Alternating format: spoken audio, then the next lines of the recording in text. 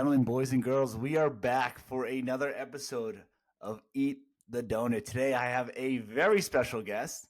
You may know him as the hockey guy, the man with the silky mitts on the ice, the dude who somehow made it to the pros despite having every fucking thing against him. But for me, he's the dude who let me sleep in his room when I was scared of the monsters growing up at a young age. Let me sneak into his room, sleep on the ground, and whatnot. But I'd like to introduce you, my brother, the legend himself, Bo Driscoll, a.k.a. Mr. Bo Dangles. What's going on, man? Hey, thanks for having me. Excited to be here. Yeah. Hey, thanks for having me. How did you get the name Bo Dangles? Where did that come from? High school at some point. I think Just some. I think Tom Gallagher gave it called me Bo Jangles, but some guys I played with like Brownie and Santos, I think came up with it at some point, but not really sure. Not really sure. Yeah, just kind of a random nickname that stuck and Yeah, it's the whatnot. hockey locker room for you. Guys come up with Yeah, names all the time, so it's kind yeah. of the culture. But yeah, high school at some point. I, well, I never got a cool nickname, so maybe I wasn't good Makes enough. sense. Yeah, But makes sense. makes sense. I'm just a grinder. I just grinded through all sports and whatnot. I feel like that's what like was gave me the ability to play upwards towards college baseball.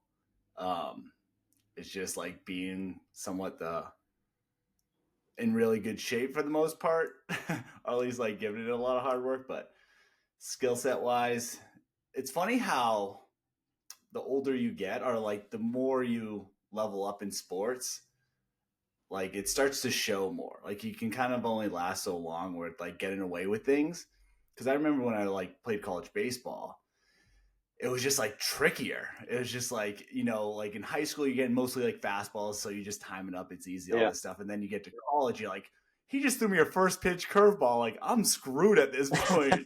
I was out before I know it. Did you like notice that at all? Like, Oh, obviously, I mean, you played at every level, but yeah, big time. Yeah, and it's funny. Like, I'll joke with this guy Pelletier that I actually played for a long time ago, but still do some skills clinics with him. We always joke that we learned how to play hockey once we were done, because when we got yeah. into coaching and you're trying to teach these kids how to different techniques and different skills, you're like, oh, like you learn as you're teaching it a little bit too. So, the little details that you pick up on, you're like, oh, that would have made such a big difference back then, but you learn it too late. But yeah, it's funny when I know more now than I did in playing days. I'm like, God, I could have saved myself so much struggle and heartache, I guess. I don't know the right word there, but the development could have been a lot better, a lot smoother, a lot earlier in the career, but it is what it is. So it's one of those things that It, you don't realize while you're going through it, but you try to pick up on it as quick as possible. yeah. But yeah, definitely could have saved some struggle for myself. Yeah, what's so funny is I think we've talked about this before. It's like just wishing you knew what you know now. You wish you knew then. I was For like, oh, sure. I would have been a specimen in high school hockey if I was Yeah. like training the way I was now. Oh, 100%. I was talking about this with someone fairly recently. We were talking about like more so the college days, but we would hit the gym wicked hard. You're practicing every day and you're playing, a couple games a week, but then you're out ripping it up on Saturday night and you're like not recovering at all. And No. you're like, "Oh man, like you but whatever, you don't know what you don't know at the time." So it's easy to say looking back, but yeah, definitely would have changed a few things knowing what I know now, but it is what it is. Yeah, no, and that's like part of it. Like you just end up obviously unfortunately sometimes learning it afterwards, but like it's one of those things that maybe you can pass on and like use for your coaching skills and whatnot. Sure. Yeah. But yeah, so obviously there's gonna be people listening to this that maybe don't know who you are, know your background. Hmm. So talk to me a little bit more of like sort of like your beginning. So obviously just to tell some of you guys, like Bo's a hockey player. He played professional hockey. So we're gonna kind of like talk about his story, kind of leading up to professional hockey, but kind of give them a little bit more of a background if you have anything on mind. Um, yeah, so started playing hockey 3 years old, maybe 3, 4 years old. Um, I mean, I fell in love with it right away. It was one of those things that from a young age, Coming from an athletic family, it was seeing the cousins play high school and college hockey, and you're going to their games and watching them play. You're like, oh my god, this is Mhm. the most amazing thing in the world. So fell in love with it from a young age, and from roughly that same age, it was like, all right, I'm gonna go to the NHL. I want to play for the Boston Bruins, and I'm gonna try to win Stanley Cups for the city of Boston, and that was the whole thing, and didn't grow out of it. It was one of those things that um, I never made a plan B in life outside of hockey. It was I revolved my lifestyle around the game, and did whatever I had to do to try to get to the next level. So that's kind of the gist of where I started with hockey. But yeah, I mean, it took me a lot of places, and you meet a lot of people, and you get some help along the way. But um, I was never the most talented guy. I was never the biggest guy, obviously. So finding ways to continue the career was always the biggest struggle. So yeah, that's kind of the background, I think, of what we're trying to talk about today. But happy to dive into whatever you want. Yeah, no, and it's funny. Like I was going to talk about this a little, not later on, but like one thing that came to my mind, like when coming up with this interview, because I was thinking about it, I was like, I feel like there was never another option. Like it was always going to be hockey. Like there was Yeah, 100%. maybe like lack of a better way of putting it, but that it almost seemed like there was no like backup plan. But it was almost like, yeah, like, but that's what's going to happen. And it's like I feel like me and you kind of knew that, um, whereas like maybe not everyone else would think that around us. But like for the most part, I just never just like your worth ethic behind it and whatnot, which we'll dive into. But it was always just like, yeah, it's just always going to be hockey. He's just going to keep playing until he can at this Yeah, point, yeah. which is always funny. Now, would you say like right away, did it become your passion, or was there a certain time where it's like, all right, like we are gonna like do this, like we are gonna like commit to like playing hockey at the highest level that I can play at? No, yeah, no, that was always, yeah, always since I was young, that was kind of always the goal. I always I don't know if I would joke about it, but like my thought process behind it was when I'm when I'm an old man, I'm going to look back and I just don't want to regret anything in life if Yeah, possible. So with hockey, it was, when I'm an old man, am I going to regret pursuing this and, or whatever, not finding out if I just gave up? Um, so that was kind of a big piece of that for me was I'm going to try to play at the highest level I can. Obviously the goal was the NHL. But yeah, that was my thought process is like, I'm going to find my ceiling. If I can't make the NHL, I'm going to find as the highest level I can play at. And, that was sure. always part of it the whole time. And I don't know if I was just fortunate from a young age to have that kind of thought process to pursue it. I just fell in love with something and um, there was no talking me out of it. I think, Yeah, no, it was just like, this is what I'm going to do. I don't care what anyone else is telling me or they're going to try to convince me to do with my life otherwise. It was like, this is it, man. Like, I'm going to do it as long as I can for, the best I can for as long as I can was pretty much it. So that was my thought yeah. process about it. Yeah, you're always stubborn guy. But Yeah. that's Yeah. it's stubborn in a good way in this sense, you know. Yeah. Sometimes I feel like you kind of have to be, especially when they're like obviously I think you had your support, but there's probably a lot like other noises out there as well that could sometimes take over that. But For like sure. I'm hopefully you knew like the people that did support you, and that's where you sort of lean into to the Yeah. most. Yeah. You get support for sure. I think you're lucky if you have a handful of people that are kind of cheering you on because going through it for myself, it was like every level, man. It was the same conversation. It was like when I started playing select hockey, there was people that would go to mom or dad and be like, "What are you doing? This isn't the right thing. He's not going to do well there. What are we doing? He should be playing with his friends." And it's like he wants to be serious about it, so he's going to try and play with the best players around. So that got a little bad rap, and then you go to high school and I was fortunate to make varsity as a freshman, and the playing time's pretty limited. I don't even know if I was 5'2" back then. Like I was so Yeah, small, and it was like people like, oh, he's gonna get killed, he's gonna get him, so he's not gonna play much. but I got the benefit of spending, I got to play in most games, and I got to play with guys that were much better than me at the time. So my development in those years was huge. That paid off in the long run. But it was the same thing. Every level was kind of the same kind of story. Yeah. But it is what it is, and Yeah. I think you kind of know. Excuse me, your support cast is, if the family was always pretty good about it, and Yeah. I just leaned on my own thing. I was like, you can say what you want, man. I've been being made fun of for how short I was since kindergarten. It doesn't bother me. Like I don't care. Um, so Yeah. that wasn't going to push me off of it. But when the hard times hit, it was nice to have the family kind of, yeah, keep doing whatever you want, man. Like it's kind of, if you that's what you want to do with your life, do it. That's up to you. So, um, Yeah. yeah, that's kind of where the support came in, I guess. Yeah, and to give everyone listening some perspective, like when you look at like professional hockey players, NHL players, they're like probably 6 foot something, 200 and something pounds. And what are you like 5'8", 5'9", 170 pounds? Yeah, I'm 5'8" when I stand up straight. Yeah. Yeah. You mean right now? What am I, or like what was I in Yeah, like going through the playing ranks? like right now, like Oh, yeah, yeah. No, like I'm 5'8", a buck 85. Like I think if I was kissing 190 when I was playing, I was like pumped. Um, yeah.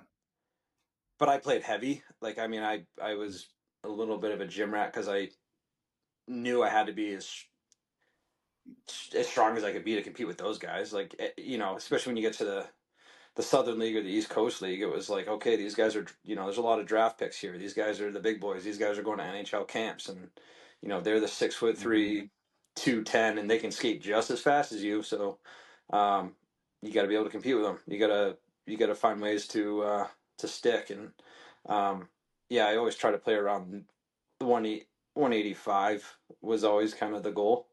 Um, Yeah. but I mean, now, no way. I don't train like that anymore. I can't. I don't have 6 hours in my day to be training like that anymore. But No. yeah, now if I'm just keeping the chest in front of the stomach, I'm pretty happy. So it's like Yeah. the goals change, man.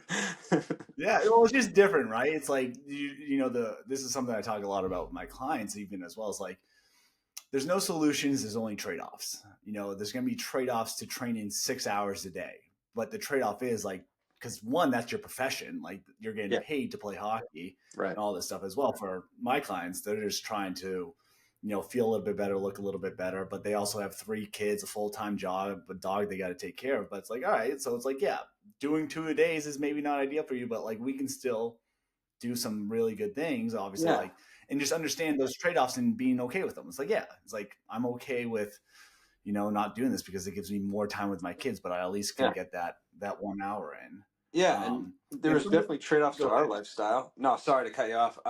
No, there's No. trade-offs to our lifestyle because it was when you had to be at the rink at 6 a.m. to skate Tuesday morning. Over the summers, you're not going out with your buddies on Monday night. And, if you got a gym session 8 a.m. Saturday, you're not going to the bars with, you're not doing that whole thing. So that's your trade off. It's, there's a time and place for those things. But when you have certain goals, you got to keep the goal in focus and what's going to get me there, and try to do that the most of the time, not always. You're not going to be perfect by any means, but, um, it's just keeping the goal the focus, and that's going to be a huge game changer into your actions. There's trade Yeah, off to everything. something I say a lot is like I got this from Dan John, who's another coach in this industry, but he always says always keep the goal the goal. Like you're Yeah, always keeping the goal the goal. yeah, you have to. Um, yeah, and like we were just saying this, but there's trade offs to everything. Like for you, it's like I got to trade off my social life. Like there's going to be things I miss and miss out on. Obviously, like playing hockey, there's like family things you miss out. Like there's just trade offs to everything. It's just you got to find what like makes sense for you and what's like worth it. Um, and just to kind of rewind a little bit is like two things that I liked you said is like parents coming up to mom and dad. I'm sure kids even telling you like they're giving you their unsolicited opinion or their unsolicited thoughts. It's just like some people just don't know how to mind their own business. It's just like let me do me. Like I'm Yeah, choosing to do this. Like stop worrying about my life. You worry about your life, and yeah, it's like that's such a motivator too. Yeah, you can use it as fuel for sure. I more, I don't know, I more ignore it. Like I kind of like you have your own opinion. I don't really care. Like, you're entitled to your own thought. It's like I'm in control of my own response to it, I guess. So that's what I try to more so focus on. But yeah, I don't know. It's like everyone has an opinion, man. Like even if you have success, like they criticize guys in the biggest leagues. Like I mean, Tom Brady was criticized, and that guy's the best to ever lace up cleats and go out there and throw a football. So it's like, everyone's gonna have an opinion Yeah, about everybody. Like it's like, all right, yeah, you, that's your 2 cents, man. I'm trying to live my own life, so I don't harp on that stuff too yeah. much. Yeah, especially I'm sure you hear it all the time and whatnot. You kind of just get used to it and learn how to shake it off. But like another thing that you said is like, playing varsity as a freshman, again, like you said, like 5'2", probably again, very minimal playing time. But like one of the best situations, which you should kind of always be in, is like, I think Gary Vee says this, is like, don't be the smartest person, the best person in the room, because then you're probably not going to like develop. But like, Yeah. that's how you develop, is you have to be learning to want to grow, learn to want to develop, and also just like learn in general from people who are better than you. So you can For get to a sure. point where you're like that. That's the only reason, the only way you are going to grow and develop is being able to not be the best, be able to make mistakes, make failures, and then just learn and see how maybe someone else does it, or just like learn from your own mistakes. Hmm. Yeah, no, that's a you don't. Yeah, I like that. If you're the smartest guy in the room, you're in the wrong room, right? Is one thing I've heard. I Yeah. don't know if that was Gary Vee or whatever, but yeah, 100%. Because it's the benefit of playing with guys so far above where you're at the time.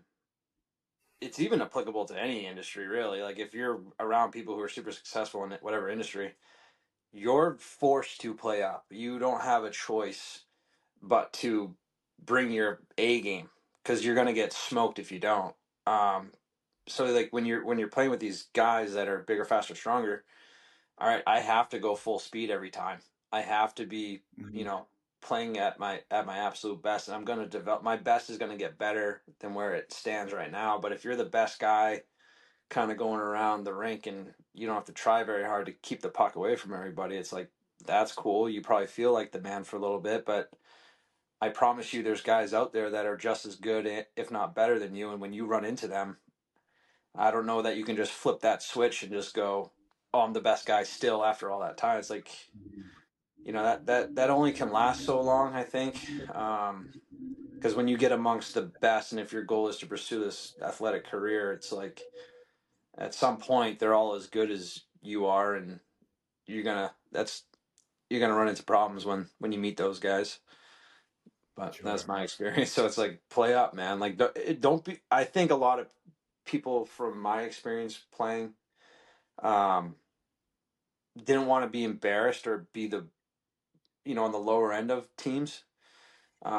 It's like I don't know. Be comfortable with that. Like be comfortable that you're learning, growing, and developing. It's like who cares, man? Like the best player in the world at whatever sport wasn't the best at some point. He had to earn his way there. So it's like, Yeah. I don't know, get comfortable being uncomfortable and grow and know that you're going to struggle your way to success. There's nothing glamorous about success other than the result. There's nothing glorious about training. There's nothing glorious about getting your butt kicked and going through the growing pains. But once you get to these end results of making a certain team or winning a championship, it's like no one cruises easily to a championship or to getting a professional contract. There's nothing glamorous about the journey to it. It's a fight all the way there, and the only thing that you celebrate is when it's done. Like you're just like, all right, I made it. Like, and it's this small little moment. And it's like, what a for hockey players, it's a life journey. Like you're pretty much playing from a young age, and if you're fortunate enough to be playing when you're in your college or professional, it's like that's 18 plus years or whatever, 16 plus years of trying to get there, and it's like that's a hell of a climb to get to where you want to get, and the only thing you're going to be celebrating is like, all right, I made a team. Like, and then you try to do Yeah. your best there, and at some point you're going to be told you can no longer play, and whether that's at the NHL level or before then, it's every single guy gets told that, so it's just a matter of when. Yeah. Yeah. And it's so true. I like that he said is like you kind of have to be okay with embarrassment, like with kind of being going through 100%. hard times. Obviously, again, like mistakes, failures, and just embarrassing yourself. But again, that's where you learn and grow. And if you're Yeah. willing to do that, like you're going to set yourself up for pretty decent success. If you're okay with that, like comfortable being uncomfortable, Yeah. um, 100%. I think that will help you go a long way. Yeah. Now, was there ever a moment like we talk about the self, the doubters, the haters, we'll call them.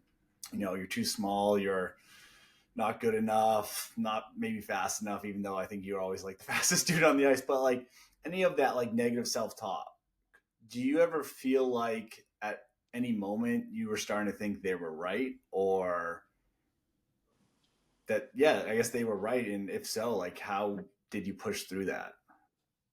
Yeah. I mean, there's always those moments of doubt. That's inevitable. I think that's part of being just a human trying to develop in something.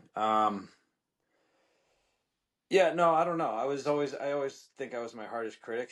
Um, I, th- when people, I don't know, like, it wasn't, I don't want to say like I had a ton of doubters, but it was like, my experience was more so you try out for certain teams and then you have the sit downs with the coaching staffs or the scouts or whoever you're talking to, and they're going, hey, we like your game, but you're 5 foot nothing, and oh, we're looking for this, and we want X, Y, and Z for a defenseman, and you bring ABC. It's not quite what we're looking for. So it's like, all right, like I only need one yes.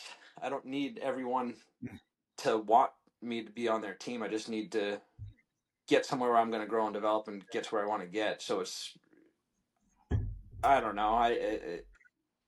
I don't know that I really took too much stock into what they were saying. It would be frustrating. Don't get me wrong. There were definitely times like more so the high school trying to go to college time was probably the biggest I faced that. Um,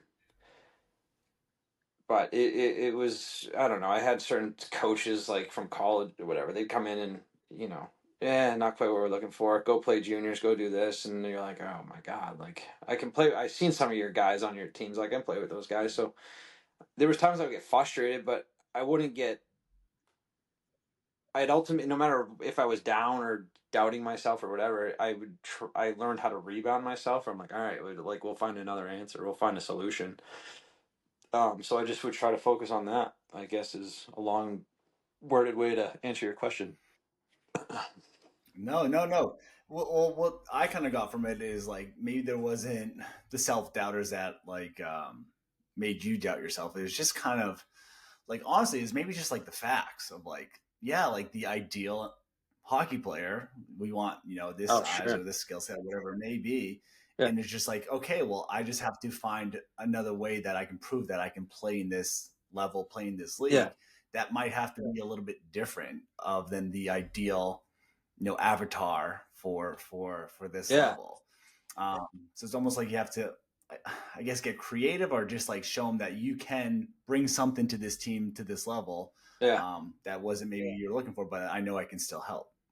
Yeah. No, the way I guess I look at it is I know they were right. Like those people who are looking Yeah. for this 6'3" guy, like, yeah, absolutely. If I was coaching, that's what I looked for too. Um, Hmm. my thought with it was, okay, I knew what my strengths were. I knew what my weaknesses lied for the most part. Like, you do what I learned, and this is to even go back to our first part of the conversation, is like if I knew back then what I know now, it's like I leaned into my strengths. I knew I was a good skater. I knew I could pass the puck well, and I knew I could, see the ice pretty well. But I was small. Took my I got beat up a little bit. I took my beatings, but Yeah. um, so I wasn't ever going to beat you up. So I wasn't going to play a super physical game. I don't think I shied away from it, but it was what it was. I wasn't going to put anybody in the fifth row. But I could skate pretty fast. I could move the puck pretty well. I could create plays. I knew that was kind of my strength. So I had to develop my game to being elite at that as best I could. And that's what I leaned on. I was like, okay, like this is how I'm gonna make my case. I'm gonna be able to, get the puck to the guys who can score goals because Lord, like God knows I wasn't a goal scorer. So Mhm. But I would do my best to find the guy that could, and that's pretty much Mhm. what I banked on and try to develop. But yeah, I think if when you get, especially as you move up, it's you got to bring something to the table, and even when you get to the Mhm. professional ranks, and more so the NHL, AHL guys, because those guys are ridiculously talented. Like you're splitting hairs at this level. Other than your elites, I get it. Your Crosbys and McDavids of the world. I don't know that most people should compare themselves to their stories, but for the rest of the population at that level, they can all play. They're all NHL Mhm. caliber. Now it's what do you bring to the table that this certain organization needs? Can you adapt your game to fit a certain style? Um, Mhm. or does your game fit what they're looking to do? And honestly, some of the time it's you're in the right organization at the right time. Maybe there's a couple injuries and you just so happen to be in that organization, you get the call. It's not that you're better than the guy who's playing in a different organization. It's just timing and opportunity was right, you know, for Boston. Maybe it wasn't right for Toronto. So it's you're splitting hairs at those levels, but you have to find the things that are gonna make you successful and lean into those. Get competent at everything, but make sure you bring something that's not many other people can bring. Yeah, like you said, like lean on those strengths. And it's so funny, like talking sports is, I feel like, uh, sometimes there's this really talented player that's brought into this organization that actually they don't fit into. So they actually don't have the stats people Sure. expect or those expectations. But because I think of Sam Darnold, the quarterback for the Minnesota Vikings, Yeah, where great his example right first couple now. of years were just like not great, or at least Mhm. stat wise. I don't know football all that well, but like not great. But this past year, he like killed it. So it's like one of those things you think about. It's like, oh, with this team and this coaches and Mhm. these players, like he was the right quarterback. Like they had 2 losses or 3 losses. I don't know what exactly it was, but Yeah. like he had a career year. And maybe that's because he was finally in this right system versus the past couple teams weren't the right system. So I'm sure. it is funny how there is like a probably a bunch of luck that is considered of like being the right time, the right team. Yeah, And big even time. think about like Tom Brady, where he honestly got lucky when Drew Bledsoe got hurt, right? Like I don't think Drew Bledsoe was leaving the field anytime soon because we just paid him, like $100 million. But then he got his opportunity and just never looked back after that. So he was like, maybe we can even talk about like the preparation. And he was just very prepared if and when that moment comes. Like Yeah. when I get put on this field, like I'm not getting taken off this field. Yeah. And very interesting. Um, but even like talking about preparation, there's obviously a lot of people that want to make it, but very few are willing to do what it takes. The sacrifices, the trade offs, the work ethic, all that stuff. But I remember, like, as a kid in high school, when you were playing juniors, college, even professional, um, like your days of training were banana pants, like absolutely crazy. Waking up, going to the gym, go on the ice. All right, let's go shoot pucks at the high school. All right, let's get some conditioning. All right, let's get another skate skill session tonight. So talk to me, like, kind of break that down. Like, what would a typical day of training look like when you were sort of grinding from like college to even like before college to high school? Like I just remember those days were super long. Yeah. Yeah. Yeah. Um, yeah. I mean, that was pretty much it. It was, I would always try to find a good skills coach. It's far more common now. Like back then, like 2008, 2009, 2010, they weren't at. I mean, they were around, but you kind of had to get the good ones. Like you kind of had to know somebody to get in, or you played for a certain organization. Um, like these guys are the junior Bruins, and the junior Monarchs back then were like the elites. They were the ones sending guys to BCBU every year. Um, so to get in with certain groups for that was difficult. So I would literally revolve my lifestyle around it. I would find, and I know I drove mom banana lands with this. I would find jobs, like I would find time I could work after my training was done. Like after, Yeah. like if it conflicted with hockey or the gym or anything like that, I was like, no, I can't do that job. Oh, sorry. Like yeah, I wish I could. Stinks. but I never would take those. I would find stuff like either on the weekend or what, like find random things. There was many of summers I worked like 2 or 3 jobs where I'd work each job like 1 or 2 days a week just to get the Yeah. paycheck. But then I'm like, all right, I'm in with this skills coach. This is great. I'm gonna be able to lift every day at this time, and I get on whatever programs I could. And I was never bashful about reaching out to guys who were playing at higher levels and be like, what are you guys doing? What are you doing? What are you doing? Hmm. But I was just like, I got to do what they're doing. So yeah, I would try to piece those things together. But yeah, it was always a skating session. It was a gym session. It would be, if I had to hit the track at 9 at night, I hit the track at 9 at night. That was kind of the whole thing. Um, but yeah, work in between the training, and how inconvenient that was, but it was what it Yeah. was. Like, it was just trying to piece together whatever schedule I could to make sure my skating and training was the best I could come up with for that year. Yeah. But uh, Yeah. yeah, Yeah. No, it makes a lot of sense. It's you just again is like a priority. So it's like this is my number one priority, and everything else come again, social life, family life, like jobs will come second to this because this is the ultimate goal. And again, it doesn't mean that, like those things didn't happen. Like you still were present in other things, getting a job and whatnot. But it's like this just has to come first for yeah, me 100%. to like again going back to me to be able to be on my deathbed one day and look back on my life just knowing I did everything I needed to do to get to Yeah, this best level. I did yeah, it. Like you can go to sleep at night now and be like, I did give it a mile. If that meant like, yeah, like we're gonna pay bill to bill right now just because like this is what it is. This is the priority. Like this yeah, is what I'm willing to do. yeah.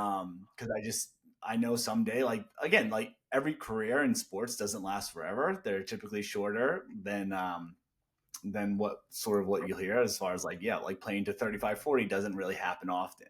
But even that 35 and 40, like that's still young. Like you still got a whole life Ridiculous. ahead of you. Yes. So Oh, it's a career before the career. Like, that yeah, was always the thing. It's like couple years like into the league, most guys are done. I think it's like a 2 3 year stint, and then you're kind of like, what am I doing? Like, do I play in Europe? Do I go down in the mine? I don't know. And so yeah, even if you're fortunate enough and you're good enough to do it, like, it's not a super long ride.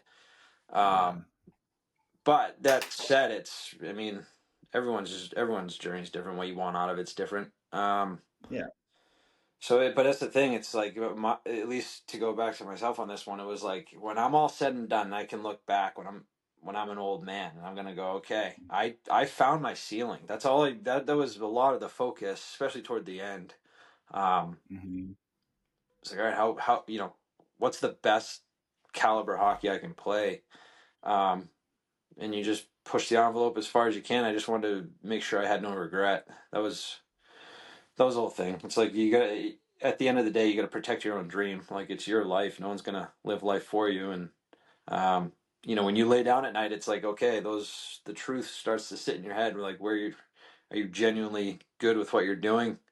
Um, that was kind of the whole thing. It was like, all right, let's take this as far as we can, and I'm gonna, whatever comes of it, comes of it. And at least yeah, I know at the end of the day, it's like I did everything I possibly could do to get to where I wanted yeah, to get. And did I hit the ultimate goal? No, but like, I found where I could play, like, and I'm yeah, playing alongside. I was fortunate enough to play alongside some guys that were some top end draft picks, and some guys who even made the league. Like, yeah, it was crazy because there was my first year in Evansville. Um, there's the kid on our team, Chris Drieger. He was our goalie, and we had a game Tuesday night, and 2 days later, I'm watching him on ESPN getting a start against the New York Rangers. So you're like, wow, this is, we're kind of here a little bit. I'm not in the yeah, big league myself, but guys around you are making it. And you're like, okay, shit, this is real. Like, this is real. It's crazy. yeah. Yeah, well, we probably should have said this early on though, because you ended up playing a lot of ECHL, right, and SPHL. Yeah, more SP. I had my stints in Yeah, the coast, but more of the career was in the Southern League. and for people that don't know what that is, that's basically like single A and double A if you were to compare it to like baseball, right? Yeah. Cool. Um, Yeah, it's pretty fascinating. I remember you playing with like dudes from Ohio State, BC. It's just funny coming Sure. from, a college that was Division 3, which is always a funny conversation when people think Yeah. Division 3. Which any college sport is phenomenal, by the way. But it's like Division 3 is like just as good, if not better, than Division 2, because people always obviously layer in division. But there never really was much. I mean, there was Division 2 hockey, like going to your college I think it games was and like whatnot. But I remember 14 you would teams. play Division 2 teams and like beat them Yeah. like pretty easily. So I think you told me this, but it's like if you took maybe our best division, your college, like their first line, your best players, they could play with Division 1 guys. Like they Yeah, could most of be them on were your D1 team. guys. Yeah, yeah. Yeah. You get the transfers every year. You'd always have a handful Mhm. that bounce between the two. Yeah. Um, especially being in Massachusetts, it's like it's a hockey hotbed. And there's guys that are Yeah. ridiculous talent that doesn't get to go to the most elite level, because that's how much elite talent there is. It's crazy. It's one of those sports that I mean, coming from New England, it's a good area, but it's like I don't know that the nation understands what college hockey really is and how tough it is to make it, because Yeah. um, between the D1 and the D3, like I don't even when I was playing, there was a handful of D2, but that was just because of school size. That wasn't even because of talent. It was just the way Mhm. that NCAA figured that stuff out. But between all those divisions, it was like maybe 120 teams, 115 teams, Mhm. and it's like you want to Mhm. compare it to your D1 football. There's 100 and God knows how many teams of just the Division 1. Never mind the D2 and D3s of those programs. So there's very few spots. So anyone who makes it, I'm always have a lot of respect for, because I'm like, you earned your way. You're not there by accident. So it's definitely a tough climb. So I have respect for anyone who's willing to go through it, because you got to put the time and effort in. I don't think anyone stumbles their way to college hockey. Yeah. I just want to give some more context on like where you play too. Like what systems were you in? Like professional hockey systems that they'll like you were in like Uh, Ottawa's system, right? yeah. So Evansville was Ottawa's double A, and I had my stint in Adirondack. Like I never got a game there, but that was New Jersey's at the time. But the only Okay. reason that's really prevalent at those levels is you get the kick down of the American League guy, the draft picks, and it's kind of an Yeah. overflow. But yeah, I mean, we had plenty of guys that were the draft picks. Some of them made the big league. But yeah, you get the trickle down of that, and you Yeah. have these guys, man, like the guys who were the draft picks. It was amazing to pick their brains as to what it's going to take to get to the next level, and um, they get the exposure of it, and it's like it's it's interesting to see. It's crazy. It's cool. Yeah. Yeah. So anytime I want to talk a little bit more like maybe the mental side of things because I think Sure. obviously people may not relate to be playing professional hockey, but just Yeah. like the mental side of just like any goal you're trying to achieve. Mhm. How would you typically like overcome a setback? Maybe it's an injury, maybe it's like you got cut from a team or something like that. Um, is there anything you would do to like overcome that or help yourself out mentally? Yeah. Um, great question. Great question. I don't know. I guess my only thing was I think I can only boil it down to is just keep showing up. If it's something that you Yeah. really want to pursue and really want to do, just show up. I don't care if it's like you have, I don't know. I guess I'll try to relate it to fitness for you, but whatever. If you set out for a certain goal and you just swung and missed miserably, it's like you can always hit the reset button. Show back Mm, up, hit the reset button. You know, you can don't get stuck in the loss. I yeah. think one of the best skills people can learn is to treat wins and losses the same.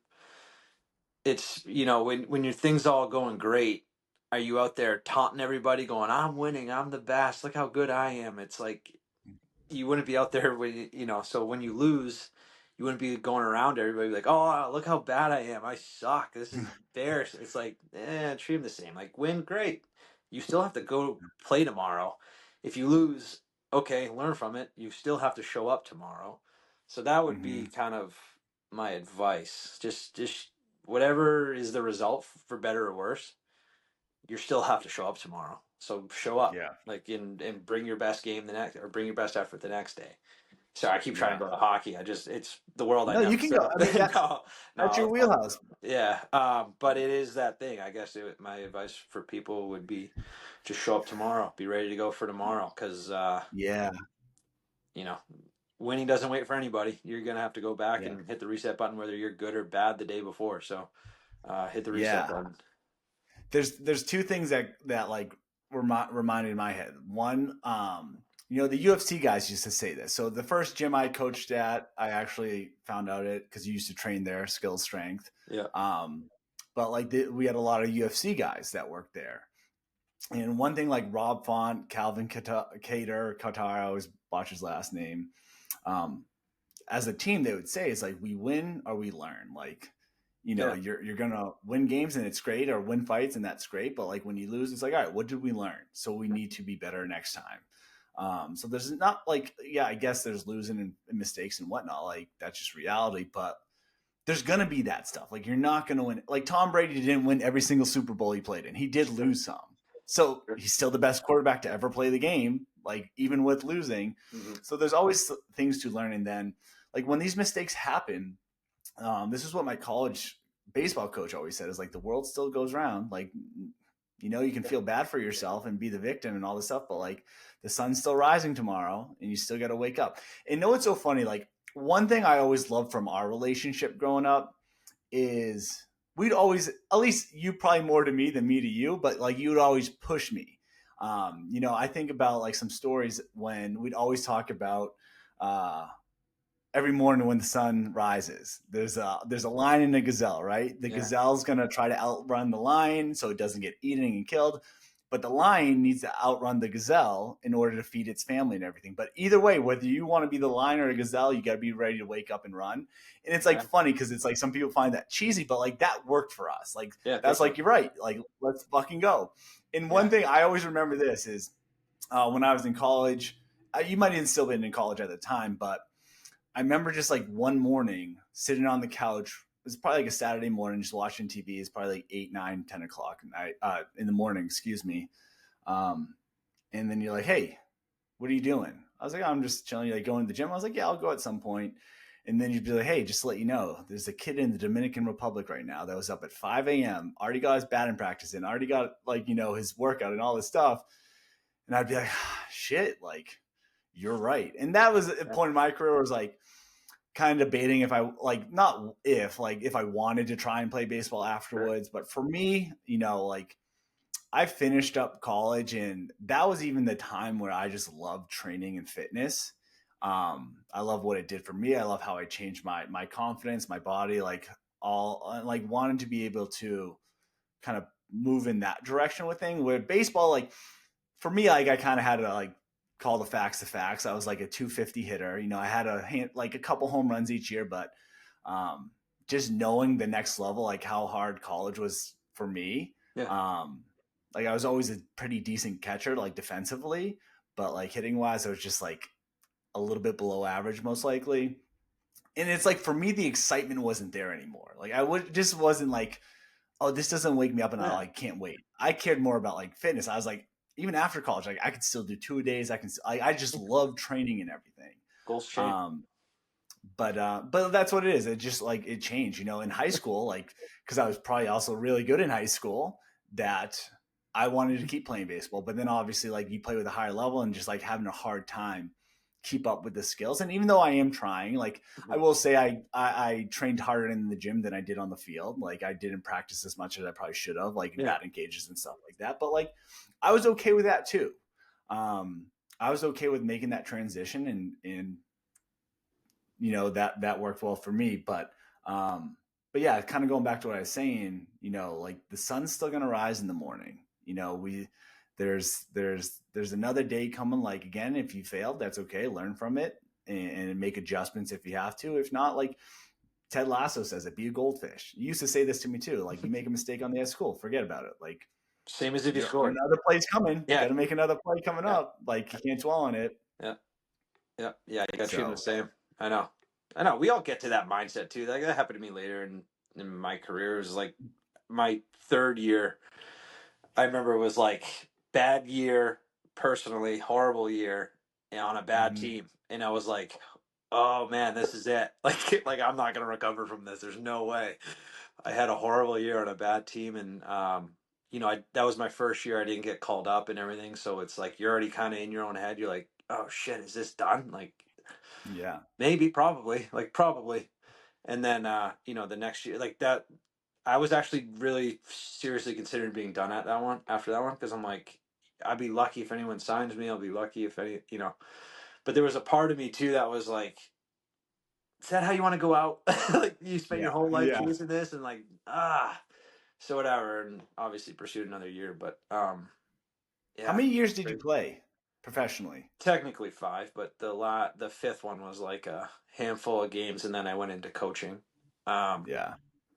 but yeah, that was the go. Yeah, the fourth year was like great because it was a comeback. It was like one of those personal years. Like the team was pretty good, made the playoffs and everything like that. But coming off a really bad season and coming back, and then I got voted the defenseman of the year within the organization in Evansville, and I was like, good. Like you showed back up, man. That was the thing I was You were most proud of. captain that year, right? No, the following year. That Following was year. like a handful of games. But yeah, yeah. But yeah, that was kind of the personal way to go out, and I was like, you know what? This is as good as I found out where my ceiling was. I was done. I started that year in Adirondack, made the roster out of camp, which was like phenomenal for myself. Like I didn't get any games. I knew my ceiling was a very low end East Coast player. That was about as good as I was ever going to be. Mhm. So like I could hang my hat up on that last year, walk away from the game feeling pretty good about myself. But and then whatever, let the next chapter present itself when it did. But yeah, man, the goals change. Like you got to be open to the pivot, because when your heart's not into it anymore, you don't want to pursue it. It's like, yeah, I'm done. It's cool. Like I just Yeah. don't want, again, going back. I don't want to look back at it as an old man going, you should have. You gave up when it was hard. Like you gave up because you Yeah. weren't happy. Like that. Yeah. That would have sat wrong. That would have sat pretty wrong with me. I'd probably be regretting it today at 33 Yeah. years old. I'd be like, should have did it. Yeah. Well, I could have. But it is what it is. So yeah, I mean, it's living your own life. Live life on your own terms. Like whatever. Yeah. Yeah. I love that. Live life on your terms. And like what that is like what I take from it is like, hey, let me control what I can control here. It's like, all right, it's again going back, like, yeah, we had a shitty year. It sucked. Like it is what it is. But like, you know what? I feel like I still got more in me, but let me control what I can control. Like I can control my destiny to a certain extent, For right? sure.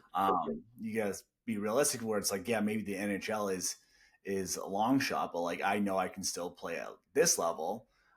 So let me do what I can do in my ability. Like I can still do X, Y, and Z that will at least increase my chances for my best success. Like again, at the end of the day, there are things that we can't control, but there's also so much we can control and we have the ability to control that we kind of like don't think about or don't take action on, which is which can be like a tough thing for people. Definitely. So yeah, let me ask you this. I'm going to kind of transition. Sure. Was there anyone out there like coach, teammate, friend, mentor who like you feel like played a huge role in you pushing through to the next level, pushing through doubt, like just giving you the belief like, hey, I can do this? Good question. Yeah, I think That's a good question. Yeah, there's There's definitely probably guys. I multiple mean, people. definitely. Oh, ton. Oh, yeah, yeah. You're not making it on your own. There's always gonna be someone who's gonna help you along the way. Um, Like I think about not to cut you off, but like yeah, I think about Tom Gallagher. Tom yeah, Gallagher, like your high school coach, very hard coach, very tough coach. Like people couldn't handle that, but like you loved it. Like I feel yeah, like you just had a good connection with him. yeah, Really enjoyed him as a coach because he also wanted to win. Like he was very passionate and everything. So yeah. I think about him in the high school level. Like he was probably one of your big mentors in the high school level. So if anyone like that, like him in high Mm. school, then to college, then the juniors or excuse me professionally, um, Hmm. that was really helpful. Yeah. Well, Gallagher for sure, just because his desire to win was so contagious to me. I loved it. I mean, he was intense, maybe to a fault at times, but like we wanted to win every game. Like there was no other there was no other result. Like we wouldn't tolerate anything but doing everything really well, doing your job really well. Like some of our best wins were like 2-1 games, but the defensive structure was so disciplined and so solid that we won this. It was like we won the chess match, and it was like we outthought you, we out executed you, we did everything right. Like though, that stuff was phenomenal. So I loved that. I hated losing, so it was like anyone who was like, "Hey, let's do what we got to do to win." I was like, "Yeah, like I love these guys." Yeah. So he was definitely one. Tim Pelletier was probably the biggest. That guy did. I can't repay that guy enough for what he did for my career. So Um, who is he? Is he like he a was, coach, a player, a yeah, he teammate? was my juniors. I played for him for the New England Huskies. He was a large part of why I played college hockey because obviously, again, I was coming out of school at like 5'5", maybe like a Mhm. buck 50. Like I was such a runt, and he was the guy. He's like, you can play. He's like, I know no one sees it, but you can play. And I was like, there it is. There's the one guy that can believe in you. And the opportunities he gave me, not even just playing in junior, but to get me to college, and then even playing pro. I went back to him years later. We actually ran into each other when I was working at a restaurant in Lowell. I ran into him one night, and he was like, what do you like? I had just finished playing college, and had some opportunities to get some tryouts, and he was like, all right, come skate with me, and I'll get you on the ice, and we'll do some stuff. And I skated for him for years after that, and Is that you when know, you were skating with Torrey Krug? so yeah, so that summer he's worked with a lot of NHLers. Yeah, that was a different skate, but he was Tim Schaller. Yeah, Um, played you for the know, Bruins. yeah, Justin Pearson, this kid, he's in Columbus's system, and Robbins, he was University of Maine at the time. So we had a good little skate. There was a bunch, Johnny Daniels was in the East Coast League at the time. So we had a great skate. It was, got in with those guys, and he just always looked out for me. I owe that guy a lot. I still do the skills clinics now with him over the summers, but um, awesome guy, like just such a stand-up guy. But Mhm. those would be some of the bigger ones. Ian Moran was a big influence toward the end. Um, Mhm. Your college coach, right? he was Evansville, so he's the one who got me into Evansville. coaching Okay. after. Yeah, yeah, Oh yeah. super smart guy. He had a great NHL career. Very fortunate. Rich DiCaprio, he, in Oh the yeah. earlier days, he got me in touch with some guys that could help me get to where I wanted to get, and um, yeah, those I'm probably missing some that hopefully they don't get mad I Dude, missed they're them, gonna but listen to yeah, there's a this. but They're yeah, gonna send there's the a right but. thing.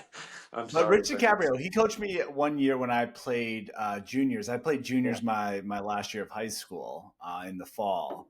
Um, so juniors is like a fall. Well, for me, it was like a fall league. Hmm. But he was like the coach that like you could just tell he was just so passionate about just like developing hockey players. Big time. Like he would teach you everything, and he was such passion. He probably had a little bit of that Tommy Gallagher Sure. vibe because like when we would screw around, like he would let us know it, which is Yeah. great. Like it teaches you discipline, it teaches you all like good mentality. Hmm. Um, but he was always like I only had him for like a year. I remember um, playing with you. I think it was one fall league in a fall league game, but I think I was young and you guys just needed a player, so I was like, oh, I'll step up. Um, which is a funny story, like I could Yeah. tell after that. But I remember him just like giving me little tidbits. He's like, when you're going to go to the puck, like reach your stick out or something like that, and like try to get the puck while you're also hitting them.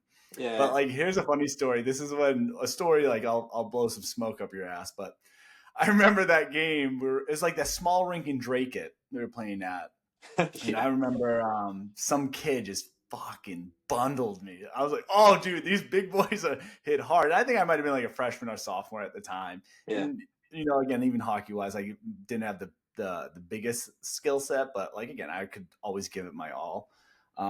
But I remember he bundled me, and then 2 seconds later, I just see you come over and fucking plow the kid. And you're like, fucking dig it. And then like you guys start fighting and whatever. I was just like scrapping it up.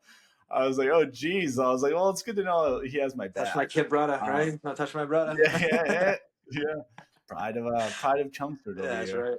Yeah. Um, Too funny. So many funny stories that maybe we'll have to have you come I back know, on dude. another I point know. I know. and Those are the just good chat days. about just some of the funny stories. Yeah. But all right, so um, obviously, like I think you said, you had like about 5 years in professional. Was there any like I guess at the end, was there? I know you mentioned like, hey, you came back from that tough year, had a like defenseman of the year for your team for your organization. Was there anything else outside of that where it's just like, okay, I made it. I can like solidify things here. Like I feel good. Like what was sort of the transition? I also know you had probably like 37 concussions in your career that maybe impacted it as well.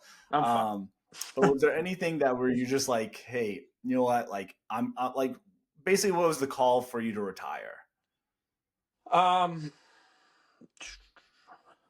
no, I don't. So I don't know that I ever had a moment where I was like, "Oh, I made it," because the goal was the NHL, and I obviously ultimately didn't make it. So I don't know that I ever had a moment where I was like, "Oh, I arrived." Um, Yeah. when I knew I was done, I went into the fourth year of playing in the minors, and I was kind of like, "Soak it in, man. This is it." Like, Yeah. I don't want to do this for like it's. You started getting one foot out the door. That Yeah. year was definitely more for myself. That's a wicked selfish thing to say, but it was kind of true. There was a part of it that I was like, soak it in. This is kind of it. Doesn't mean I wasn't team first. Obviously, when you play, your boys come before the self. Um, but yeah, that was kind of the last year. I was like, yeah, this is it, man. I'm done. I'm kind of ready to be done. And then um, the next year was kind of figuring out what to do with myself after that led me to go back and played and coached and stuff like that. It which is kind of funny how it worked out, but yeah, that was when I knew I was done. Like it was, it just felt like it was time. Like I was getting beat up pretty good. I knew I wasn't getting called up anymore. That was kind of the run. I found my Mhm. ceiling. I knew I had found it. Um, yeah, and I was kind of after my fourth year, I was like, you know what? I got 4 years of great high school. I got 4 years of college. I got 4 years of the pros. Awesome. Like I'm good. Yeah. This I can hang my hat on what I did, and I'm proud of what I was able to accomplish for myself. Ultimately didn't get to the highest goal that I had set out for myself, but like I think there's something to be said just for showing up because I don't have to wonder what if I was able to get to what if never got to the arena and I was able to go to play with some of these the world's best prospects and um, I was proud of that. I'm proud of that. I kept showing up and um, it was a hell of a journey to get there. So I'm like I was all right. This is awesome, man. Like I did all I could do, and I think there's something to be said for that. Yeah, absolutely. And again, I feel like this has been a big theme of this whole conversation is it's like today, like you can hit your pillow, head goes on the pillow and just be like, I gave it all, everything I got. Hmm. Like you said, you showed up and made the sacrifices, had the priorities, and at the end of the day, you can go to bed and sleep well, just knowing like you gave it your all. Is there anything like you really miss about it all? Hockey, Yeah, what? yeah, yeah. Oh, the locker room. I The miss that locker every room. day. Oh, it's the best, man. There's no replacing it. Yeah, yeah. Just being around the It's guys. so funny. The That's what culture is amazing. yeah, like listen to Julian Edelman's podcast when he has his guys on. It's like that's all they talk about is like the teammates, locker room It's talk, the all that best. stuff. Yeah. Oh yeah. And what's cool is probably like I don't want to speak for you, but like when you look back on it all, like you won a championship professionally, you won again defenseman in your organization. You probably have a lot of accolades, like a lot of awards and stuff from your career. Is anything I'm missing? I know you won the No, championship your I first didn't year. win. I didn't win that many. No, just yeah, those are kind of the big ones that I stuck out. But Yeah. Yeah. So you guys probably saw me post this on my Instagram story, but there'll be a picture of Bo like raising the cup and everything when he won it his first year in professional hockey. Um, but what's funny is AJ Brown just said this. They just won the Super Bowl, right? The Eagles, and he had a post talking about like the feeling of winning the Super Bowl was 10 out of 10 great, but it lasted 2 days, and it's like afterwards it's just like what the heck? Like why don't I feel all juiced up. And Aaron Rodgers said the same thing. I don't know if you watched his documentary on Netflix, but he said the same thing. He's like, I won the Super Bowl on the bus ride home. I was just like, what is that it? Like, Yeah. What what's next? now? Yeah. But it's what like AJ Brown said is like, what I realized is like, I'm just so in love with the journey. Mhm. Like the whole journey itself. It's like, yeah, obviously the champion's great, winning the Super Bowl, great, winning, the Stanley Cup, whatever, reaching that final goal. But what everyone always reflects on and how meaningful the journey was. And that's like the memory, like whether you win the championship or not, it's like everyone always talks about is that journey. I say this with all my clients as well. It's like, yeah, you reach your end goal, but what you're so proud of is like the work ethic you put into the journey.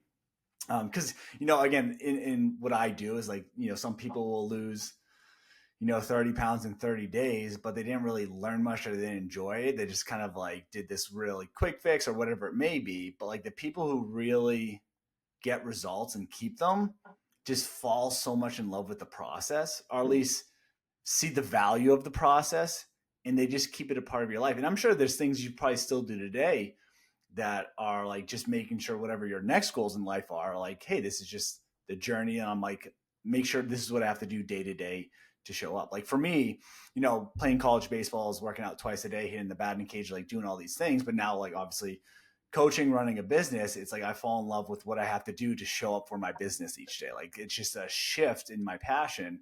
But it's like one of those things like down the line, it's like this is what I'll know will create, the outcomes. But when you can fall in love with that, the process and the journey, I think it just makes it that much like, I don't want to say easy, but like easier and just more enjoyable. Mhm. So you can look back one day. Cause at the end of the day, like I say this a lot is, when I'm like nervous about doing something or like even starting this podcast, it took me 2 years to start this podcast because I was just like imposter syndrome, all this stuff. Mhm. But I was like, well, fuck it. I'm going to die someday. Like, let's just do it. And if you suck at it, whatever. But like most of the time, like, yeah, you'll suck, but you'll get better. Um, but it's maybe not the healthiest mindset to have. But I always kind of will say, like, fuck it. I'm just going to die someday. So might as well do the thing that it's not harming anyone or anything like that. But like, I'm just going to do it just to see what happens. Like, even though it's uncomfortable and whatnot. Yeah, no, there's something to be said for that. I have a lot of respect for you doing it because I couldn't do it. There's no way. Yeah. So I think yeah, I have a lot of respect for anyone who's willing, especially what you're doing, and I have some friends that started their own businesses and things like that. It's like I have a lot of respect for you because you're taking a big swing. Like I have that's no joke. I think there's something to be said. But even to go back to what you're saying, it's it goes back to that regret thing. It's like if you didn't do it, like what, how would you be able to look at yourself like, knowing that you could have done something about it and you didn't. I think that should haunt people a little bit more um than the failure. Like if it goes poorly, oh well, like you Mm-hmm. took a swing.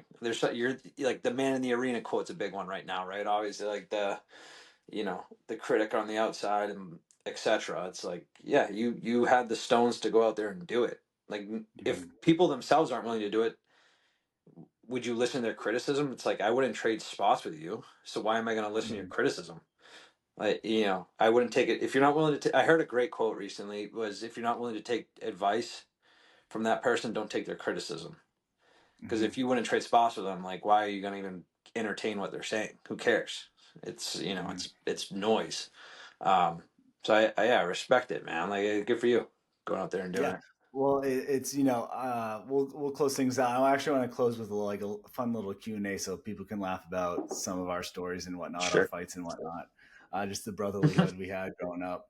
Sure. Um, but it's so funny, like I know when you were playing professionally after college, I didn't play after college, but I went into business. I went to like I was just kind of following the traditional route. And me, like I'm not a traditional kid. I'm doing Sure. like the dance competition, like being the goofy kid that'll step out of his comfort zone and just Yeah. whatnot, like the Mr. High School, Mr. CHS. I just you kind of always feel like there's something. Maybe everyone feels this, but I knew there was something different about me, something unique about me that I just like don't like doing things the traditional way. Like I remember in third grade, we had to do this project where you had this egg, but you had to build something around it. So like you drop it from 10 feet, it's not supposed to break.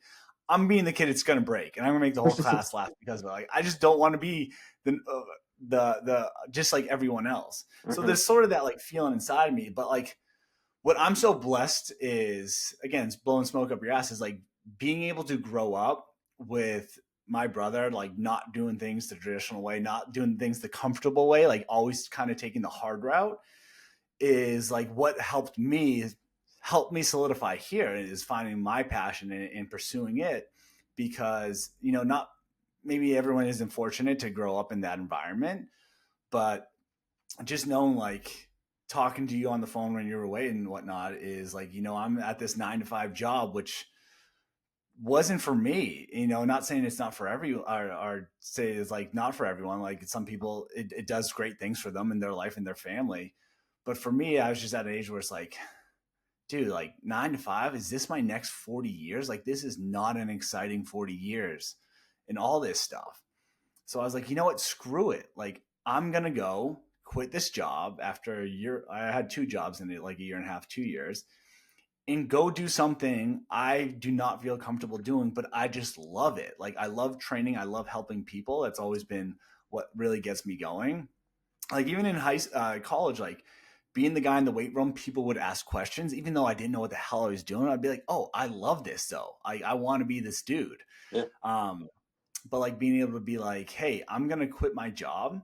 I'm gonna go, talk to Steve Shepard, who is my and Bo's strength and conditioning coach for a bit, and a really good friend of ours now, and just see if he'll let me shadow him. And he's like, it's not paid, but like, yeah, we'll take it. Cool. Let me find a job at Lululemon, sell black yoga pants to all these girls, and got a job part time to help pay the bills and whatnot. But like, I was able to at least take that step, right? I think that was huge. And I don't think, I'm not gonna say it doesn't come because of you, but like it came easier because of you, like being able to be like, what, I'm gonna follow this dream. And even having really close people to me being like, you can't make a hobby a career, you can't make money doing this, you can't do that. But for me, that was just like, all right, this is great. Now I have a chip on my shoulder to prove some people wrong. Again, maybe not the healthiest way to go about it, but like it worked for me. And now I'm at a standpoint where it's like I went from being a personal trainer, that's what I thought I wanted to do, work with professional athletes, to realizing I like, working with more general population like me, who, again, I made my physical change, and understanding like I've learned so much where it doesn't have to be that complicated.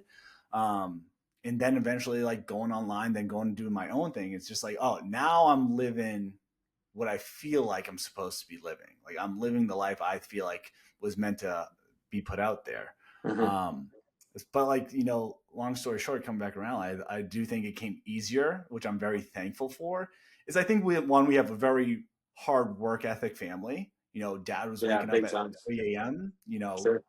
To work his job. Mom working 12-hour shifts as a nurse. Like, we didn't have a hard life, but we also had a different life. We're some moments on our own just because our parents worked later or longer hours. We had to make dinner on our own and whatnot, and we had our things growing up. But like, um, I think that just was like something that we eventually took advantage of. Is like, that's what I would say, is like I'm so blessed to have a hardworking family, and then to even get detailed, like so blessed to like watch someone super close to me, you, like really follow his dream and like cancel out all the noise. I think I was always very protective of that and of you and senses.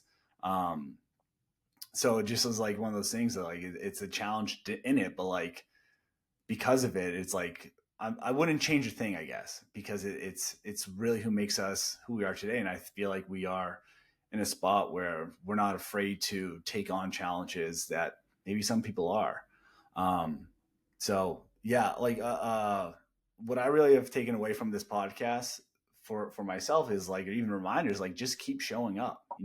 Get comfortable being uncomfortable, fall in love with that journey and that process, and like no matter what, like just keep showing up.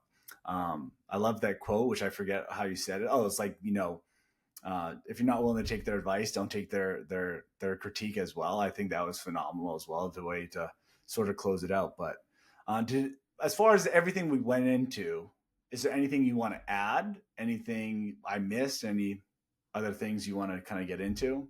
No, I think that was well said at the end there. No, it's Just boils down to living life the way you want to live it. Control what you can control and get yourself around good people if you're able to, and um, chase the things you want to chase because you're gonna die at some point anyway. Like you don't get to keep any of this, so you might as well try to enjoy everything you can while you can, because the hard things in life will find you no matter what. You don't have to go looking for those. The problems will come find you. So go pursue what it is you want to pursue, and if you have to make changes, make changes. I'm not saying that to be reckless, like you got to go out tomorrow and totally dismantle your life to chase something you want to chase. Strategically implement it. Start finding what it is you want to pursue, and you know take that next step and figure out ways you can take that next step. And you're not going to regret chasing things you want to chase, because even if you Yeah. don't ultimately hit the goal, that's far better in my eyes. That's a far better life lived, chasing things you want to go get, as opposed to just wondering the what ifs forever. Hmm. Just don't regret it, man. Like, just Yeah. live the life you want to go Yeah. live, and go after it like crazy. Yeah. Just be able to be on like the theme of this podcast is like you're gonna die someday, so whatever. No, but it's like be able to I'm go sending it right like, there. That's great. but just live the life you want. Like be able to be on your deathbed and be like, I did good. Like I gave my life my all, and I'm happy Yeah. with my life. And again, like you said, if even if it doesn't mean like you reach the NHL of whatever your goal is, at least you tried. Like there's never a regret for trying and giving it No. your all. So Yeah. no, I appreciate it. So all right, so I got 5 questions here. We can kind of like answer them back and forth for each other. Sweet. First one's kind of random. I just thought of it because all my friends we talked about this lately, Mhm. and I think it's just a funny topic. But if you had to fight one animal to death, Oh, God. you get to pick the animal. What's the biggest animal you could fight and take down? The biggest animal I could fight? Yeah. I A have the mouse. wild answer for this, by the way. People are going to shit on me for it, but like, I really think I could do this. A mouse. You I go don't first. want to fight A anything. mouse? Yeah. No, I don't know. I Could said, I realistically fight? Yeah, I don't know. so Nothing crazy. I said a wolf. I said A a wolf? wolf. I said I would probably lose more times than not, but I think I could take a wolf down at some point. Like if I could get behind it and One way choke to its find out, neck. baby. One way to find out. That's the thing. I'll never try. I'm not even a fighter. I've never even been in a real fight in my life. But like, I could take down a wolf. I've even convinced my friends. I was like, maybe I could take down like a smaller like black bear. Like again, as long as I Coyote? get behind it and bring its neck No or something. way. A wolf? A wolf. Okay, all right. Dude. I Yeah. guarantee, like, it will beat me more times than not. But that one time, I think I'd like it to see better that just be the money first line. I'd time. like to see what that money line is. All right. Do you have a favorite fight of ours? Because we've also had our tilteds growing up, the brotherly Oh, love. sure, yeah. Is there any fight that stands out that you always just thought was funny or had like a rowdy Yeah, or whatever? yeah. There was a mini hockey fight at the house we grew up in. We played in the by the fireplace in that room. Yeah. Going through the closet door, because you probably scored on me more than I would have liked, and I probably got I probably got upset, and I remember breaking the closet door. Because in hindsight, I was like, I don't know why I did that, but we broke the closet Yeah. door, and that was yeah, That's that so one always funny. makes me chuckle to think about, because poor mom. Yeah. Dude, so funny because the fight I think about is when I think you might be in college or actually maybe just started professionally, but one thing Bo always hated of me is when I wore his shit, and I Oh would never yeah. learn my lesson. I'd wear his t-shirts, his shorts, his shoes, whatever, but I'd never learn my lesson, and I'd always get my ass kicked because of it. But I remember one time, I think you like broke your collarbone, or like you like separated your shoulder or something, and you're in a sling. And I remember I came home with your shoes on. And like obviously, like I think the injury just happened. You're bummed because you're out of hockey and all this stuff. So you're like extra pissed. And you're like, stop wearing my shit. And then we start like scruffling. I'm like, dude, I'm not gonna hit you. Your shoulders hurt. And then you start swinging, and then I push you back, and then like mom has to hold us back. And I remember just being so angry where the door at the front door, I like punched a hole through it because I wasn't gonna punch anything, but I like to punch doors and walls, and I like broke it. But like you said, I'm like, dude, poor mom. We're just breaking her house Oh, just because of a dude, fight. we were. I know. And I'm sorry for ever fighting you, but I know we ruined some stuff. Oh I yeah. feel Oh bad in man, I hindsight. felt It so makes me bad. chuckle now, but if anyone ever did that where I lived, I'd be like, oh my God, I'd be furious. Yeah. Oh well. That's so funny. Do you have any like embarrassing story of me that you think people would find funny? uh, embarrassing story. I can go first if you need to think about it a little bit. Yeah, you can go ahead. Yeah, I have one, but yeah, sure. Go ahead. So I have an embarrassing story. About me? Um, it's kind of like it's embarrassing about. It's kind of. I don't know if it's Say embarrassing it. about you. I think it's just funny. I think it ends up being more embarrassing for me. So, so like to give you guys a little background, we have an older sister too. She's the oldest, and then Bo's in the middle, and I'm the baby. I always say like I'm a little bit of both. Like Courtney is, she's a girl, kind of maybe like a girly girl, but she's great. She's freaking one of the greatest moms out there. I love She's my the nieces. boss. And Yeah, then she's the Bo boss. is, yeah, she's always like our second mom, we'd always call it too. Like she'd always be babysitting us and taking care of us. Like she was great. And then there's Bo, who's more like very determined, rough and tough, like is very serious. So I would say I'm like a little bit of both. Like I'm my silly old self. Like I would say, like I always go to Courtney's dance classes and I learned how to dance. But then I watch your practices and learn how to be an athlete. So I'm a little bit of a dancer and an athlete. Um, Well, but anyways, I remember one day. This is at our old house. You were shooting pucks outside, and you had that net. Remember that yeah, big like yeah, I don't know why, like neither of us thought of this, but like you were shooting pucks with the net and our house was behind it. yeah. And it's like, okay, cool. Well, it's a big net. I remember you took a shot and you missed the net and it went flying and shattered one of our bedroom windows. Yes. And we're like, uh-oh, uh-oh. And of course, like no one's home. It was just me, you, and Courtney home. And so we're like, shit. And Courtney's getting pissed at you, all upset. And you're like, it's gonna be fine. Like it is what it is. Like all this stuff. And I'm just crying because I don't know what to do because you and Courtney are arguing and fighting back and forth. So Yeah. I'm just like crying the whole time. But it's just so funny to think about like why were you shooting pucks at the house or at the net with that house behind it? Why did you just turn right and just shoot it into the woods in case it missed? So that's what just a story that comes to mind for me. I remember that day very clearly. Yeah, no, that was my rink. The dead end was my rink, and that was where the net went. Yep. So if the window Yep. had a break, it had to. It is what it is. Yeah. Um, yeah, no, I remember that. No, the only funny thing I remember that would be like pretty. I don't know. Maybe it's not embarrassing, but like we had the one bathroom for the family of five, and you Mm-hmm. locked yourself in there practicing your little dance moves. I was like, Oh, I totally I would be forgot like, about that. guy, guy, I need. Let's go. Like, hey, and I Oh learned how my to pick the goodness, I lock. was the I, worst, learned, dude. That I remember learning how to that's so pick the lock, and I'd just embarrassing. sit there and I'd be like, all right, let's see if anybody notices. You'd just be in there Dude, doing your I thing. remember that. Yeah, it's awesome. Dude, I would be having my headphones in, blasting like NSYNC just to You be could hear the lay it all music. out there. Yeah, you could hear the music through the door, through your headphones, which was wild to And me. I was like pretending I was into like the boy band dance, and like Yeah, that's baby. all like a secret dream of mine, want to be in a boy band or whatnot. Dude, I remember that I was practicing my dance move, throwing That on shit mini makes me concerts in laugh the back. today. Yeah, that shit's great.